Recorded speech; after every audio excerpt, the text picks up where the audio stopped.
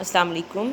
चलिए nursery class, अब हम रीडिंग के लिए चौथी उर्दू बुक निकालते हैं और पेज नंबर 1818 ओके जी। अब मुझे ये बताएं ये क्या लिखा हुआ है जी? डाल। क्या है ये?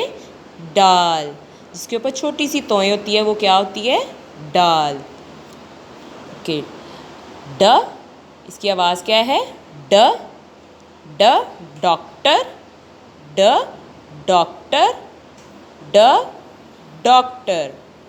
ड डुगडुगी, ड डुगडुगी, ड डुगडुगी।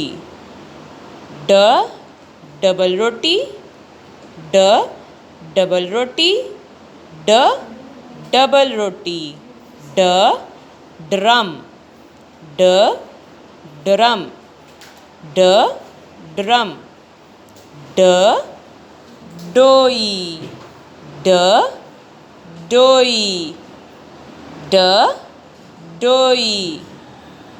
ड डाकखाना, ड डाकखाना, ड डाकखाना। ओके नर्सरी क्लास, डाकखाना क्या होता है? जिसके अंदर बहुत ज़्यादा जो हम लेटर्स लिखते हैं, ख़त लिखते हैं, वो डाकखाने में जाके हम पोस्ट करते हैं, तो आगे से वो पोस्टमैन जो होता है, डाकिया जो होता है, डाकिया जो होता है वो घर घर एड्रेसेस पे हमारे ख़त पहुंचाता है जी।